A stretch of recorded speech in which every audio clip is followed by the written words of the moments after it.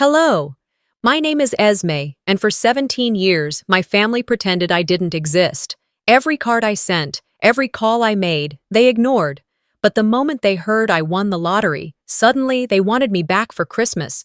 They begged, they smiled, they acted like I was one of them. Until I told them I lost it all in crypto, and just like that, they vanished again. Why does love vanish when money leaves? How could they treat their own sister like a stranger, like I was nothing but a name on a ledger? The morning air in Asheville was sharp, almost biting, but I welcomed it, walking barefoot through the fresh snow that had settled overnight. I carried the envelope in my hand like it was a fragile relic of some past life I'd almost forgotten. 17 years. 17 Christmas cards sent into the void. 17 years of hope ignored. My fingers trembled, not from the cold, but from the weight of ritual I had held onto longer than most of the memories I'd tried to preserve. I paused at the mailbox, crouching low to peer inside, half expecting the mail slot to whisper back a note of acknowledgement. We thought of you. A simple word of connection that never came. The snow at my feet crunched beneath me, each step echoing a memory I could not shake. The winter of 2008, when I had first realized my absence mattered more to them than my presence ever had. Back then, the Charlotte estate gleamed in photographs that appeared online each year. Perfectly lit Christmas trees, sparkling champagne, laughter captured mid-burst, the family I once knew smiling as if I had never existed. I remember scrolling through the images late one December evening, my heart sinking into the kind of emptiness only a long absence can create. They had created a world without me and then paraded it like a badge of honor. I stepped away from the mailbox, the envelope now pressed against my chest, as though it could absorb some of the chill that had lived inside me all these years. Inside, I had written carefully, painstakingly, each word chosen not to accuse, not to inflame, but simply to remind them of what had been ignored. "Dear family," I began, "Merry Christmas. I hope this finds you well. I think of you all each year, though I know my presence is no longer welcome." The letters were all I had left, my voice traveling through paper when it had been silenced in reality. I had left voicemails too, each holiday season, short and tentative, brimming with hope that would never be returned. "Hi, Mom. I just wanted to say Merry Christmas. I hope you're warm and maybe thinking of me today." No reply, not a word, not even a generic card. Silence as cold as the North Carolina snow outside my window. I sank to my knees on the icy pavement, letting the memories wash over me. Year 10 had been particularly cruel. I had written my card, but had torn it apart at the last moment, the words, "I forgive you," smudged with tears. I had wondered if forgiveness was even possible, or if the act itself was just a feeble attempt to reconcile with ghosts who never acknowledged my existence. My journal from that year had only one entry. I kept writing, "I forgive you," but I couldn't decide if that was true. It was the only year I almost stopped, the only year I considered letting go of the ritual entirely. And yet, I had continued. My grandfather's words on a faded bookmark had been the tether. "Even if no one listens, send your truth into the world. It will find its way back to you." I traced the edge of that old card, as if it contained his voice still. It had become my anchor, my reminder that my truth, whether acknowledged or not, deserved to exist. The snow thickened as I rose to slip the card into the mailbox, the cold biting at my toes. I whispered aloud, a declaration and a farewell. Last one. The envelope fell into the box with a soft thud, a sound so faint it might have been imagined, yet it carried the weight of 17 silent years. A raven swept across the gray sky, its wings cutting through the snow, a shadow that mirrored the isolation I'd carried, yet somehow offered a kind of unspoken companion. As I turned back toward the house, the wind pushing against me, I reflected on the cycle of absence and presence, the way silence had become both my cage and my shield. I had learned to survive in it, to build a life separate from their neglect, yet I could not deny the ache that still lingered in the corners of my heart. That ache had been my constant companion, my private witness to the emptiness their silence left behind. 3 days later, I did not have to wait long for the universe to respond. My phone rang, its tone startling in the quiet of my apartment. Hesitation stiffened me before I lifted it to my ear. The number was unrecognizable, yet a cold familiarity seeped through the screen. Esme? A voice hesitated, carrying both relief and calculation. My family had finally made contact after 17 years, and in that instant, I realized just how much power had been buried in their absence. They wanted in now, not because of me, not because of connection, but because of what they assumed I had. I set the phone down slowly, letting the weight of possibility settle. It was a delicate line between hope and cynicism, one I had walked for years, and yet, for the first time in nearly 2 decades, I felt ready to choose the terms of my own engagement with them. Not forgiveness, not warmth, but clarity, control. The life I had built was mine, and any attempt to manipulate or exploit it would be met with the quiet, unyielding strength I had honed in solitude. I looked out the frosted window, the morning snow now softened into a gentle gray, and thought of all the years I had endured. 17 winters, 17 unanswered calls, 17 moments of watching a life I could not touch. And yet here I was, standing at the threshold of something unexpected, an opening, a chance to assert my presence in a world that had long denied it. The first steps toward that assertion would be cautious.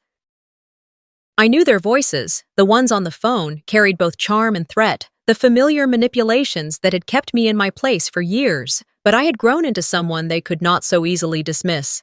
Someone who had survived, who had built her own victories quietly and without fanfare. And if they believed wealth or circumstance would bend me, they were mistaken. I poured a small cup of tea and watched the steam curl upward, letting it carry away the tension knotting my shoulders. My apartment, modest but entirely my own, smelled faintly of pine from the small tree I'd set on the balcony. Outside, the snow fell in quiet flurries, brushing the streets with a softness that belied the turbulence yet to come. For a moment, I let myself simply exist, acknowledging that this Christmas would be different, whether they realized it or not. I picked up my grandfather's bookmark once more, tracing the worn edge with a fingertip. I did not need their validation. I did not need their recognition. My truth had traveled years, unwavering, and this time I would decide who it belonged to and who it did not. The phone rang just as the late afternoon sun cast long shadows across my apartment in Asheville. I froze mid-step, my hand hovering over the tea kettle, staring at the screen. Charlotte, North Carolina. A familiar area code I hadn't seen in years. My breath caught, and for a moment, I wondered if the world had cracked open, spilling the past and the present together. I hesitated before answering, my instincts both wary and alert. "Hello?" I said, my voice steady despite the knot in my stomach. "Hi, sweetheart," the voice chimed, almost sugary, almost warm. "It's Mom. We've been thinking of you lately." The words were soft, almost trembling, but my mind didn't mistake them for kindness. It was the tone that betrayed their intent, polished, rehearsed, like a customer service greeting carefully measured for effect. My past, the absence, the 17 years of ignored calls and discarded cards, they were still there, hanging in the space between us. "We'd love for you to come home for Christmas this year," she continued. "Everyone will be there. It'll be perfect with you." I didn't respond. I just listened, letting the silence on my end stretch longer than any reply they could muster. There was a warmth in the words, yes, but it wasn't the warmth of a mother's heart. It was the calculated smile of someone trying to balance expectation with manipulation. I could hear it all too clearly, the unspoken ledger of years owed, the interest compounded by the absence of acknowledgement. Later that evening, my phone buzzed again, this time with a message from my cousin Kayla, a screenshot. "Look what I saw on Facebook. You rich now, girl?" I hadn't posted anything. My win, $9.4 million, was supposed to be a quiet victory, a secret moment in a world that had never been quiet for me before. And now, like some invasive wind, the news had spread, untethered, public. Rage twisted in my chest, a stark contrast to the calm my mother's voice had tried to convey earlier. Violation, betrayal. a sense of being hunted by the very people who had once abandoned me. Later that night, another call came. My sister Isolde, with her usual poise and sharp undertone, asked if I could come for a Christmas legacy night. She added casually, almost as an afterthought, "Could you bring something special for the memory table? Dress in the family color palette. It'll make the evening complete." It wasn't an invitation, it was a contract. My presence, monetized and curated, expected to fit neatly into the narrative they had long excluded me from. The family I had left behind wasn't offering warmth. They were offering leverage, the chance to exploit what I had quietly built. The image of them in their perfectly lit halls, clinking glasses over my absence, now transformed into a demand. Pay your way back into the story you were never allowed to be part of? I paced my apartment, the low hum of traffic outside, mingling with the snow muffling the usual Asheville clatter. My hands tightened around the phone, and I realized something fundamental. They hadn't called because they cared. They had called because they assumed wealth could rewrite history, could buy what 17 years of neglect had cost them. They wanted the lottery numbers of my survival, my independence, my success, and they expected me to hand them over. I walked to the window, letting the cool glass press against my forehead. Below, the streets were quiet, the sidewalks blanketed in white. I could almost see the Charlotte estate through the eyes of my memory, the way the chandeliers gleamed, the piano played, the smiles that never included me. A bitter laugh escaped me. They hadn't wanted me then. Why should they get me now? The night stretched, shadows lengthening as I sifted through memories that had long lain dormant.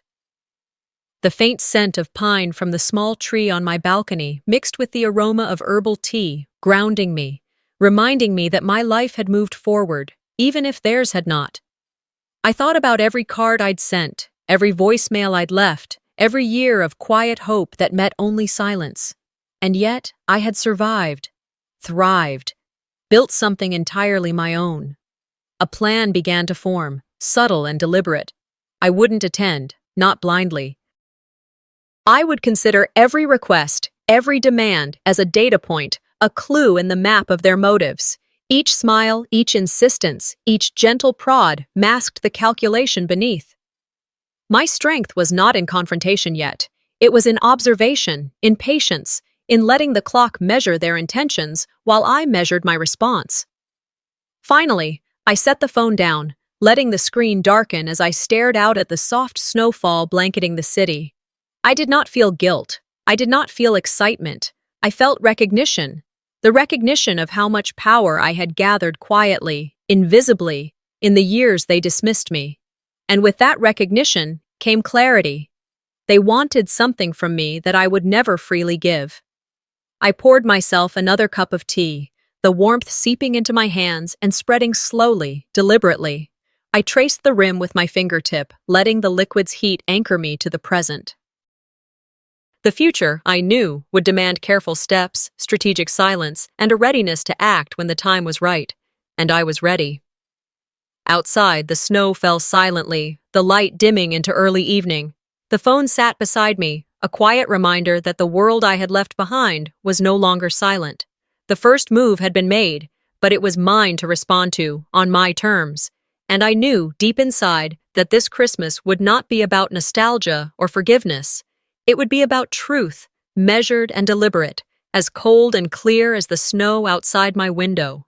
The decision not to respond to their calls left a weight in my chest, but it was the kind of weight that steadied me rather than broke me. The phone sat quietly on my counter as I poured another cup of chamomile tea. Outside, the evening sky deepened to a dusky blue, and the streets of Asheville shimmered with frost. I wrapped my sweater tighter around myself, thinking about the message I had received in Charlotte just days ago, and about everything that had led to that moment. Sitting at my small oak desk, I opened the old leather-bound journal my grandfather had given me for my 28th birthday. Its pages smelled faintly of cedar and thyme, a comforting reminder of a man who had always believed in fairness, in doing what was right, even when no one was watching. My fingers traced the embossed initials on the cover, GWC, and for a moment, I allowed myself to drift back, to the day when everything had fractured. It was that meeting in 2008, in the family's Charlotte boardroom, where the betrayal first made itself visible. I remember walking into the room with a folder of documents, expecting to discuss the planned real estate expansion we had all agreed upon in principle. Isolde, my sister, stood at the head of the table, her heels clicking against the hardwood, while Valora, the family's legal eagle, laid out the contracts with an almost gleeful precision. "This isn't just business," I had whispered to myself as my eyes scanned the fine print. "They're laundering me, using my inheritance for their own gain." The realization hit me like ice water. Clauses tucked into the contracts, subtle but deliberate, suggested that my grandfather's assets, which had been intended for me, were being redirected. I felt a surge of disbelief, followed quickly by a sharp, undeniable anger. My voice, when I finally spoke, was quiet but firm. "I'm not signing this." I left the room without another word, the echo of my heels against the polished floors marking the first step of my separation. The silence that followed in my office was deafening. My keycard no longer granted access. My email account was disabled. There was no official termination, no confrontation. Just absence, ghosted by the very blood that should have stood with me. Over the next year, their erasure continued with meticulous care. Invitations vanished from my mailbox. Photos were removed from walls I had once hung. Even at weddings and funerals, my presence was ignored as though I were invisible. One image, a family portrait taken that year, had an empty space where I had once stood, cropped, unacknowledged, a cruel visual reminder that I no longer belonged in the narrative of my own family. I remember sitting alone one evening, tracing the outline of my own absent figure in that photograph, whispering, "I thought if I stayed quiet, they'd miss me. But some people don't miss you, they replace you." The anger simmered beneath my ribs, but there was also a strange clarity in it. I understood now that my silence had been an experiment in patience, and their betrayal had confirmed the depth of their disregard. I returned the journal to its box, careful to close it without slamming. Yet before sealing it, I wrote a new entry, the ink thick with resolve. December 12th, 2024. They invited me back, but only because I'm valuable again. The words felt like armor, a shield forged from memory and insight. That night, after placing the journal back in its hidden compartment, I walked to the window, staring at the streetlights casting halos in the frost. My mind replayed the interactions, the subtle manipulations, the calculated tones of those calls. It was clear now. I wasn't being welcomed. I was being assessed, measured for my utility, as if my past contributions could be weighed against a ledger of current worth.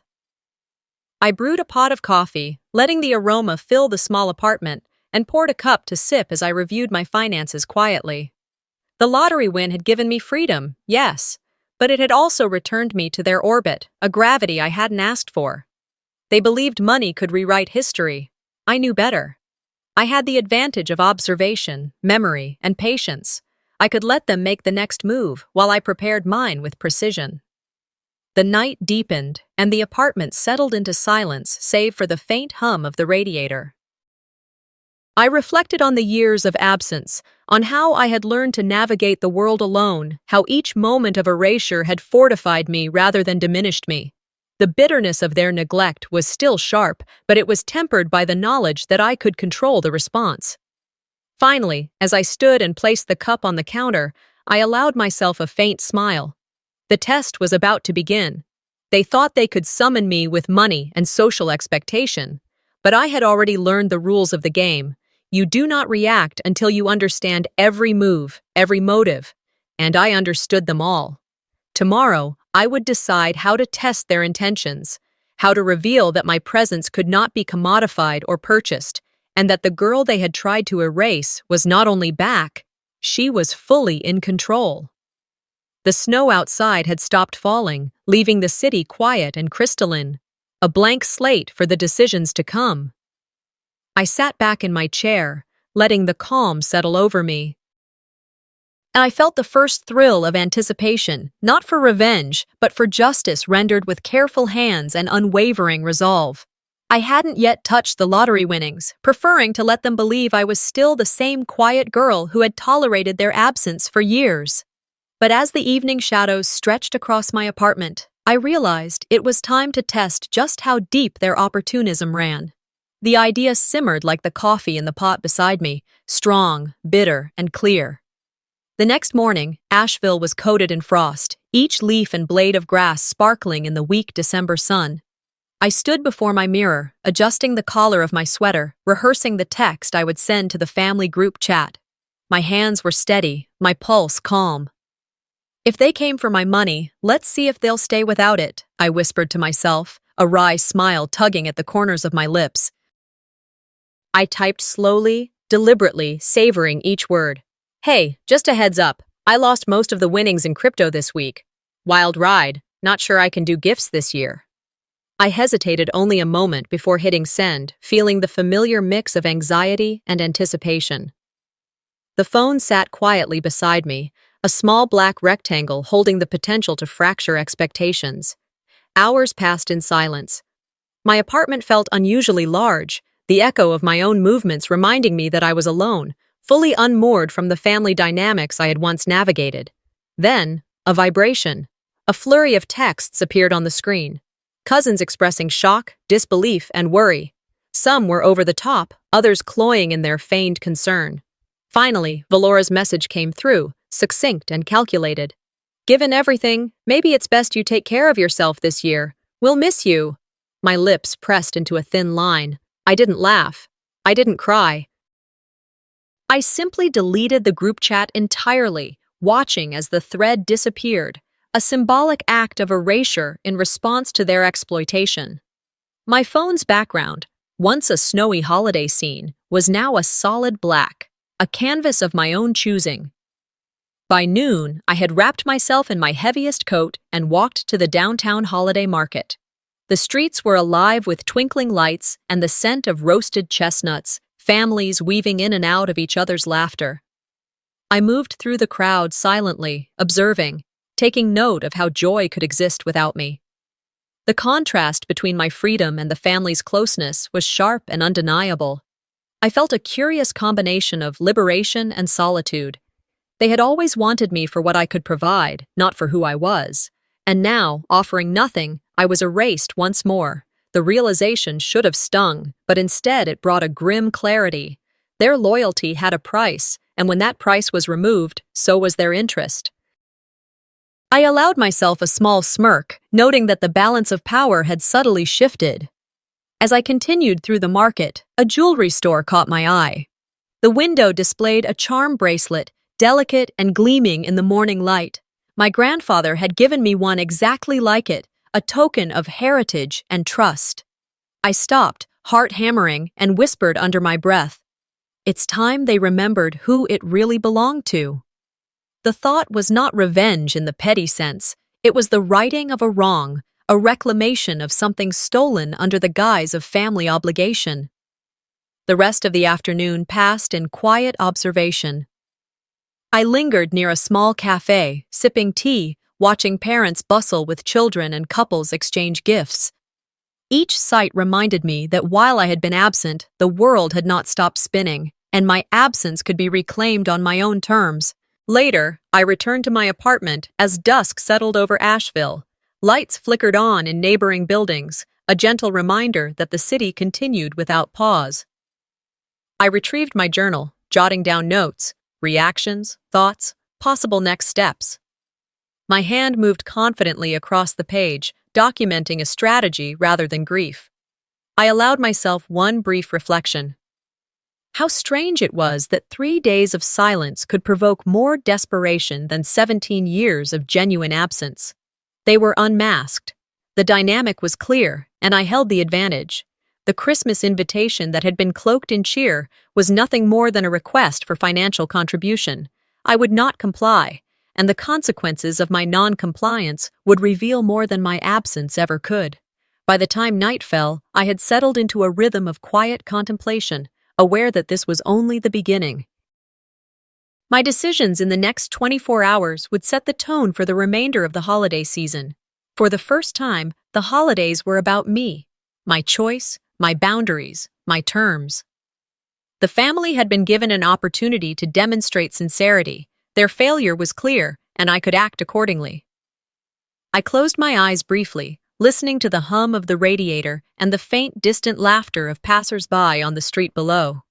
A deep calm settled over me, not from resignation, but from certainty. They had underestimated my resolve. They had forgotten that absence had taught me patience, observation, and strategic thought. They would now discover the cost of their expectations being unmet. And as I prepared for the next step, I smiled faintly, recalling my grandfather's voice from years past. Even when wronged, always act with clarity, Esme. That is power. The words echoed through me, a final affirmation that the game had changed. The morning light filtered softly through my blinds, highlighting the envelope still resting on my desk. It wasn't a symbol of reunion or compliance. It was a signal of intent. I had rehearsed this moment countless times, but seeing the physical paper before me made the upcoming confrontation startlingly real. I sank into my chair and scrolled aimlessly through Kayla's Instagram feed, seeking an image that might capture a memory I had been erased from. The feed was a parade of cheerful faces, champagne flutes, perfectly wrapped gifts. The Christmas gala had begun without me, a family spectacle polished and curated for social media audiences, and yet I was missing. Not a single photo, not a fleeting mention of my name. The absence burned more vividly than any insult could have. The live stream paused at a group photo of the family's previous generations. I leaned closer to the screen. There was a gap where I should have stood, subtly but unmistakably cropped. My mind flashed back to 1999, that chilly December evening at our first family Christmas party. I had been 6 then, clutching my grandfather's hand, my cheeks flushed from excitement. I reached for a small, well-worn photo strip in the keepsake box by my desk. The images were faded, edges curled, but unmistakable. My younger self smiling, hand in hand with Isolde and Valora, and Grandpa in the background, eyes twinkling. Flipping the photo over, I noticed the familiar handwriting of my grandfather. My 3 stars, let none dim the other. A pang of grief washed over me, but it was quickly replaced with resolve. They had erased me from their curated history, but the truth remained, written in my own hand, preserved in my private memories. I retrieved the 2008 contract, the document I had refused to sign that had marked the beginning of my erasure. The ink was slightly smudged, but the clauses were clear. Assets, responsibilities, and stakes all outlined. It had been my signature they had sought, and my refusal had cost me my inclusion in both family and business. Now, holding it in my hand, it was more than paper. It was leverage, a reminder that power often lingers unseen until wielded. The decision crystallized within me. This wasn't about reconciliation or sentimentality. It was about acknowledgement, justice, and reclaiming control. I wrote a note to accompany the contract, to be returned, with interest. Not in anger, but with clarity. Every word deliberate, every phrase intended to convey that the game had changed and the rules were now mine to define. Packing my bag later that evening, I reflected on the subtle transformations of the past few days. The market walk, the deletion of the group chat, the calculated announcement of my financial misfortune, each step a test of their motives, each revelation a confirmation of what I already knew. Family ties had been transactional for years, and the illusion of love had never been sincere. My return, if it could even be called that, would be on my terms, for my reasons. I chose carefully what to bring: a laptop for record-keeping, copies of old contracts, and the photo strip, the tangible proof of my existence and rightful place. Clothes were secondary, simply enough to navigate public spaces without drawing attention. The night deepened, casting shadows over Asheville, but the darkness did not frighten me. It sharpened my focus, clarified the path I would take. Before leaving, I paused at the window, looking out over the snow-dusted streets. The twinkle of holiday lights and distant laughter contrasted starkly with the chill inside me. I realized the irony. While they celebrated abundance and warmth, the absence of their integrity was what weighed heaviest.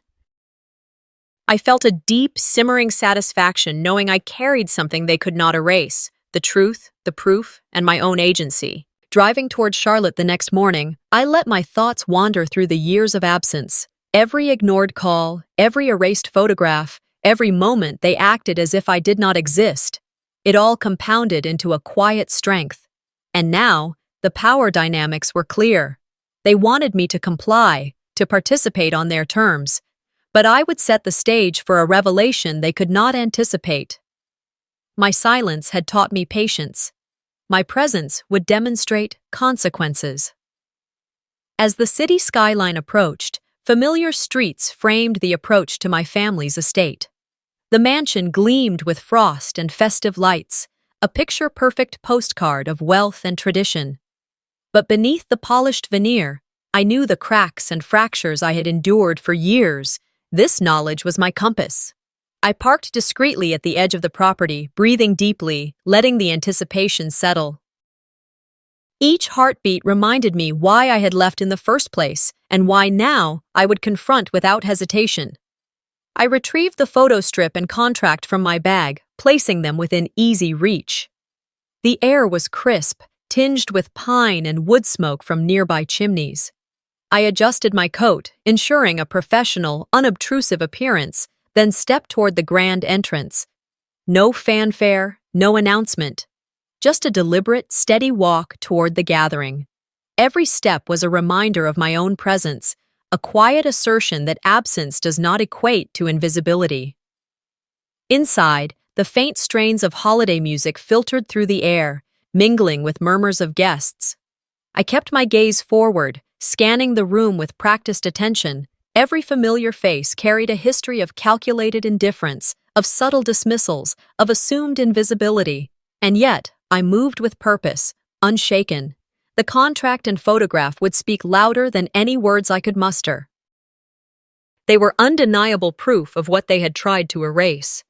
I found a quiet corner near the fireplace, placing my belongings where they would be easily accessible. The gala continued, oblivious to my presence, or so it seemed. I allowed myself a moment to savor the anticipation, the inevitability of revelation. Tonight, the past would meet the present, and the illusions of loyalty and affection would collide with truth. I stepped out of my car on the crisp Charlotte evening, the air carrying a mixture of pine, smoke, and the faint scent of mulled wine from nearby holiday markets. The mansion loomed ahead, illuminated by strings of golden lights and wreaths adorning every window. A family gala in full swing, oblivious to the storm I carried in my bag and my mind. I adjusted my coat and took a breath, centering myself. Every step toward the front entrance reminded me why I had left and why I had returned. The moment I opened the grand double doors, chatter paused mid-sentence. Waiters froze with trays suspended, glasses glinting under chandeliers. A few heads turned and eyes widened. I did not smile. I did not wave. I simply walked, purposeful and calm, as if I had always belonged there, even though 17 years of absence had made me a ghost in their eyes. Valora, ever the social architect of appearances, intercepted me near the fireplace with a practiced, forced smile. "Oh my God, you made it! We thought—" she began, her voice pitching high with faux delight.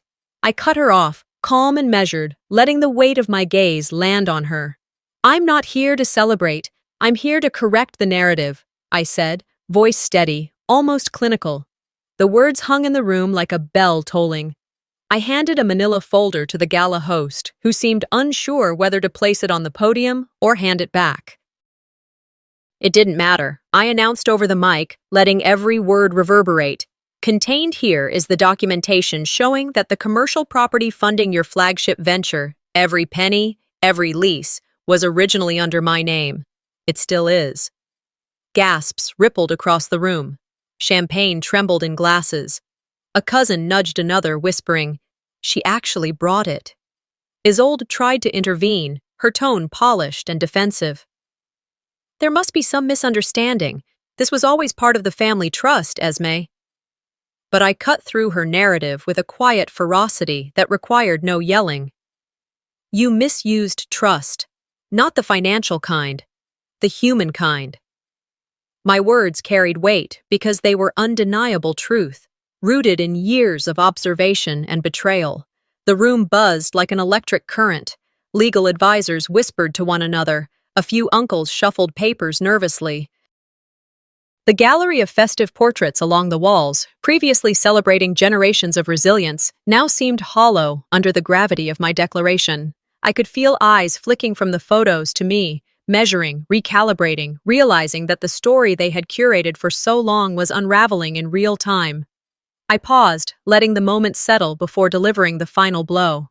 For 17 years, you erased me from the photo, from the narrative, from your lives. Today, I own the camera and the building it photographed. The phrase was deliberate, crisp, designed to puncture every false pretense.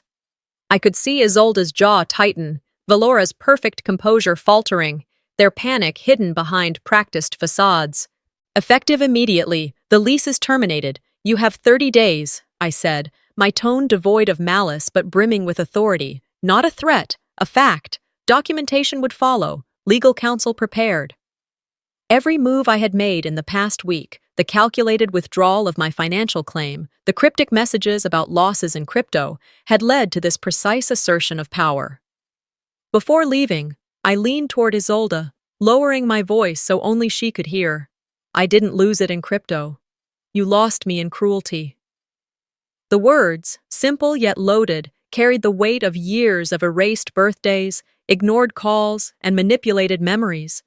Her eyes widened, and for the first time in years, I saw her uncertainty, the kind no rehearsal could mask.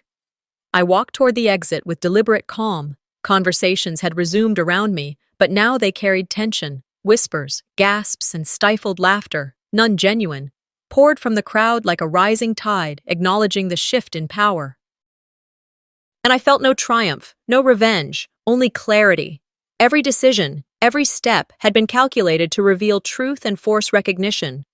Outside, the night air hit my face, cool, crisp, cleansing. My car waited, unassuming at the edge of the driveway, the golden lights of the mansion reflecting in the windshield. I paused to take a deep breath, feeling the freedom of agency I had reclaimed. The storm I carried inside was no longer anger alone. It was composed of years of resilience, planning, and foresight. As I drove through the streets of Charlotte, passing families lit with holiday cheer, I reflected on the power of absence and presence. My absence had taught me patience, endurance, and strategy. My presence, calculated and deliberate, was proof that truth, backed by preparation, cannot be ignored. The gala, once a monument to my erasure, now held a new story, one where accountability could no longer be postponed. I imagined the conversations that would unfold tomorrow, the legal consultations, the whispered confrontations, but I also imagined the quiet satisfaction of reclaiming something that had always been mine, not in sentiment, but in principle. The city lights blurred past, casting fleeting reflections on the windshield. I thought of the photo strip, the contract, the deleted group chat, all symbols of the journey from invisibility to assertion. My plan was not to destroy, but to illuminate, not to humiliate, but to remind. This was the calculus of years spent being erased, learning, and preparing. And tonight, the equations balanced. The morning sunlight spilled across my apartment as I stirred my coffee, the digital clock blinking 7:12 a.m. in muted red. My phone vibrated against the counter, a barrage of notifications already piling up from last night's post. I had expected a ripple, maybe a few raised eyebrows, but the waves coming at me now were full-blown currents, tabloids, family friends, and even casual acquaintances sharing concerned posts about me. They were calling me unstable, reckless, unfit for sudden wealth. My stomach tightened, but I reminded myself, this was the reaction I needed to measure, the temperature of the chaos I'd provoked. By mid-morning, I had sorted through the flood of messages, screenshots, and frantic texts from people claiming, "I can't believe she would do this," or "Are you okay?" Their concern was performative, designed to manipulate perception. A Medium article surfaced, anonymous but unmistakably flavored with Valora's sharp wit and meticulous tone. The headline screamed, "Esme, mentally unstable, the isolation of sudden wealth." I sighed, scrolling through every paragraph, feeling the familiar surge of anger, but also a meticulous sense of planning. They wanted to humiliate me publicly, to hijack my story, to make me the villain in the narrative they had cultivated for decades. But what they failed to grasp was that I had fireproofed my truth long ago. I poured another cup of coffee, the steam swirling like a ghost around me, and recorded a voice note to myself. You always knew they'd try to burn your truth, so make sure your truth is fireproof. The afternoon blurred into early evening as I prepared for my next move. I retrieved a CD from a locked drawer, old, dusty, and easily overlooked. My late grandfather's voice emerged when I pressed play, warm and authoritative.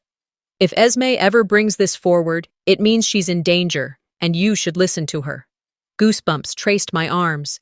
Even back then, he had known.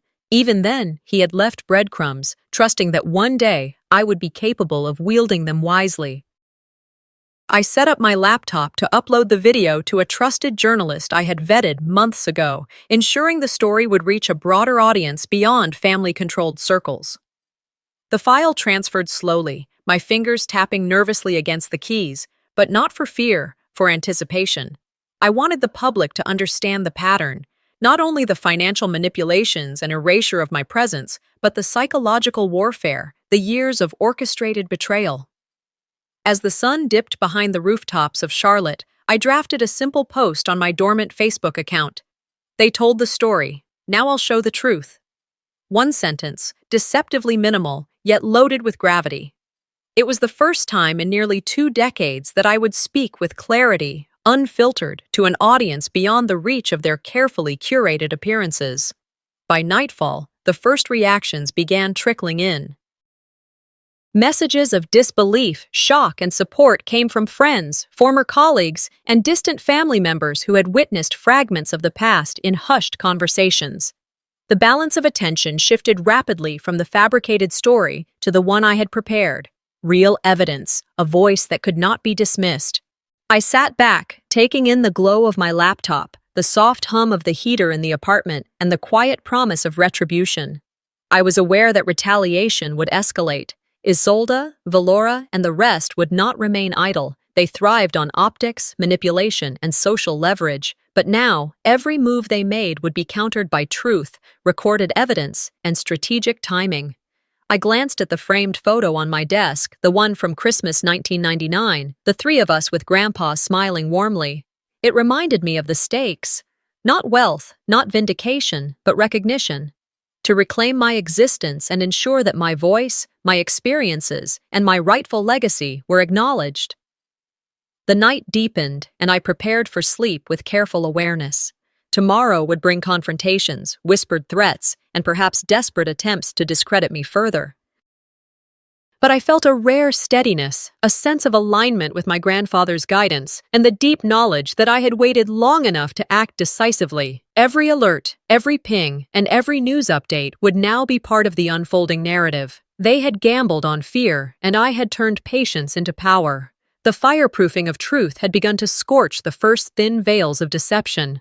Before closing the laptop, I allowed myself a moment to reflect.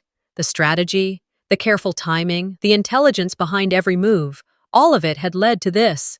The days ahead would test endurance and resilience, but I was ready. My presence, my voice, and my evidence formed an unstoppable triangulation that they could not ignore. I finally turned off the lights, letting the faint glow from the Christmas streetlights filter through the blinds. Sleep would come, but dreams were interrupted by anticipation, plans for the next day, steps to solidify exposure, and measures to counter any manipulation. This was the turning point. Their final play would meet my calculated response. And when it did, no performance could overshadow the truth I carried. The morning light crept lazily through the blinds, illuminating my apartment in soft gold streaks. I sat cross-legged on the living room rug, a mug of black coffee warming my hands, the laptop humming faintly as it waited. Yesterday had been a storm. Emails, news alerts, social media threads twisting with gossip, half-truths and outright lies. But I hadn't blinked. I hadn't flinched. Today, the final act would unfold. I opened my draft folder and stared at the mass email I had been refining for days. Its subject line read simply, "Closure, clause by clause." My fingers hovered over the keys.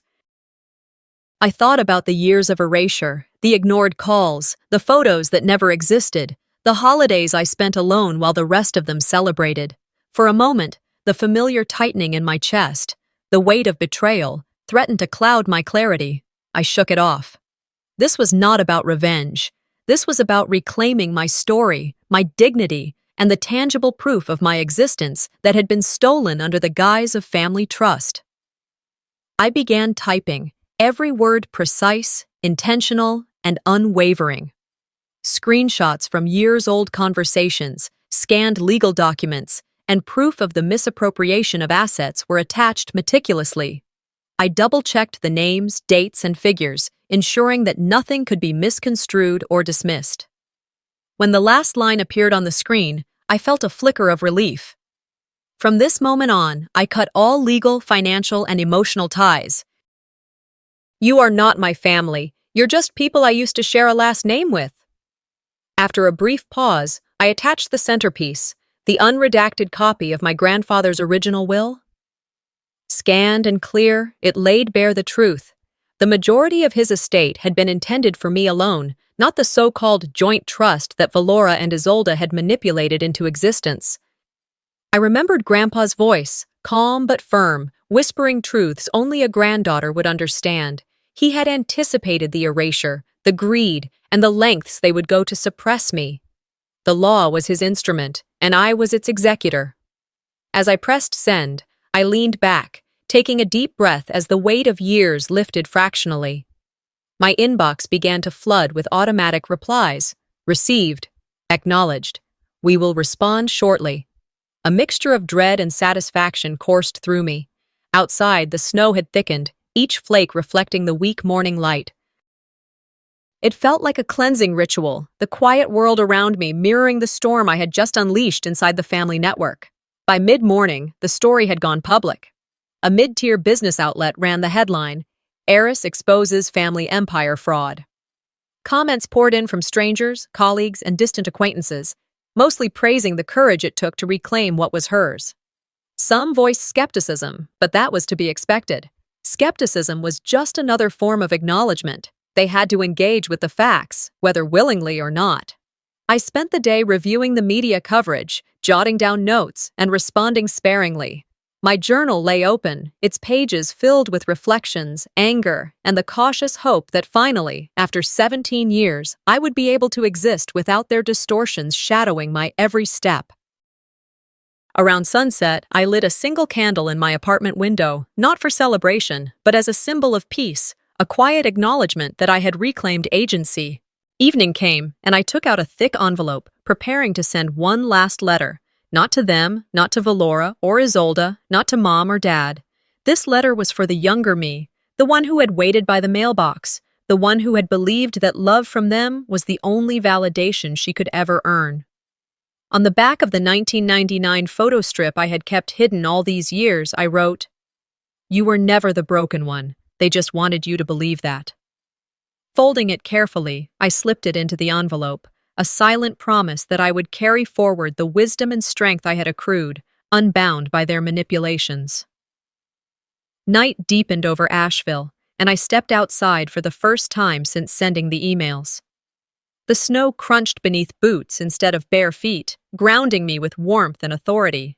The cold still wrapped around the city, persistent and unyielding, but inside, I felt a defiant heat. My breath fogged in the crisp air as I walked down quiet streets, each step a declaration. I was no longer invisible, no longer erased, no longer bound by their rules. I paused under a street lamp, looking at the glowing snow, and whispered to the night, "I've taken it all back. Every lie, every claim, every stolen piece of me. And I'm finally free." The calm that followed wasn't the absence of conflict. It was the satisfaction of justice executed, of truth unveiled, of personal power reclaimed. Tomorrow would not be quiet, and there would be challenges yet to face. But tonight, the chapter closed with clarity. My voice had been heard, my presence restored, and my rightful legacy reclaimed, not for recognition, but for the simple, enduring knowledge that I had chosen to stand, finally, for myself. The snow had stopped falling the night I reclaimed what was mine, but the chill lingered, as if it had been embedded in the walls of my life. I had sent the emails, I had exposed the truths, and the immediate chaos had subsided. It was the day after the storm, yet the calm felt foreign. I poured myself a cup of herbal tea, its warmth grounding me, and I sat at the edge of my couch, reflecting on the journey that had led to this fragile peace. New Year's Eve in Asheville was quiet, unusually quiet. No carols blaring through the streets, no crowds bustling through holiday markets, no frantic last-minute shoppers, just the soft hum of streetlights reflecting off lingering snow. I felt an odd combination of liberation and melancholy. For the first time in 17 years, no one expected anything from me, not gifts, not apologies, not performances of contrition or celebration, and that emptiness, paradoxically, felt like a gift. I flipped open my journal, brushing my fingers over the embossed cover, tracing letters that had documented years of absence, hope, and endurance. In the silence, my mind wandered to the family, the sisters who had manipulated and rewritten history, the parents who had feigned ignorance, the cousins who had whispered behind closed doors. They were now facing consequences in a way they hadn't anticipated. Isolde and Valora were entangled in IRS audits and legal complications. Public sympathy overwhelmingly favored me. Headlines lauded the long-lost daughter for her courage. But none of this could satiate me. I didn't seek revenge. I sought closure and self-possession. The hours stretched lazily as I prepared for a personal pilgrimage. I dressed warmly, layering wool and scarves, and pulled on my boots, the snow still crusted on the sidewalks from last night. Each step toward the cemetery was deliberate, measured, a meditation on the passage of time. My grandfather's grave lay at the far edge of the cemetery, shaded by tall pines dusted in white. Kneeling, I placed the photo strip from 1999 gently against the stone. The snow fell around me in soft, silent flakes, muffling the world's noise. "You were the only one who saw me," I whispered, brushing a finger over the frozen imprint of his handwriting. "I finally see me too." The words weren't just for him. They were for the young Esme, who had waited for acknowledgement, for recognition, for love she had never received. They were also for the woman I had become. Independent, resolute, and fiercely aware of her own worth. The next day, I walked into the local community center where I had volunteered to teach a creative writing class. The room smelled faintly of chalk and pine cleaner, and the faint hum of fluorescent lights made the space feel alive yet intimate. I greeted my students warmly, each of them a mix of curious eyes and eager energy. I shared a quote with them, one that had become a personal mantra. Sometimes family is found in the people who don't expect you to bleed just to belong. Their attentive nods and scribbles in notebooks reflected an understanding beyond words. They grasped that belonging didn't require sacrifice of self. By mid-afternoon, I paused to reflect in the quiet hallway. The snow outside had begun melting slightly, turning streets to glistening streams of reflective water. I imagined my family back in Charlotte, grappling with the chaos left in the wake of my exposure. Valora's polished speeches, Isolde's public justifications, Mom's strained smiles. They were all attempts to recapture control, to rewrite narratives they no longer owned. Meanwhile, I had stepped away from their orbit, fully aware that their recognition, or lack thereof, no longer determined my value. Later, I took out an envelope and prepared a symbolic gesture of closure. I mailed myself a letter containing a photograph of my smile from the gala confrontation, alongside a card that simply stated, "This is who you've always been, brave." It was an affirmation, a talisman against self-doubt, a tangible reminder that courage and integrity were intrinsic, not granted by approval or acknowledgement. As night fell, the streets were empty, save for occasional footsteps crunching in snow. I walked slowly, feeling the quiet deepen into a meditative rhythm. The chill bit my cheeks, yet warmth emanated from within. For years, I had carried the weight of expectation, of neglect, of being unseen. Tonight, that burden felt lighter. The silence that had once threatened to consume me now felt protective, even nurturing.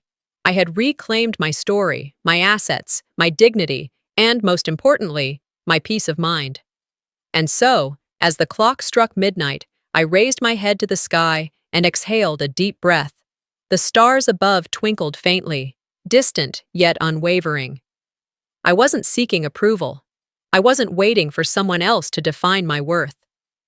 For the first time in 17 years, I walked forward fully intact, carrying every scar, every lesson, every victory as a badge of resilience. The cold air stung, but I didn't shiver. The snow crunched softly beneath my boots as I headed home, knowing that not every wound fully heals, yet some, if worn correctly, can serve as a constant reminder of strength and survival. I smiled, not out of joy, but from a profound recognition of self. As we close this story, one thing becomes clear. True family isn't always about blood. It's about respect, honesty, and seeing each other as humans, not just wallets or legacies. What would you do if you were in Esme's shoes? Stand up, walk away, or forgive? Share your thoughts in the comments below, and don't forget to subscribe to Folly Comments.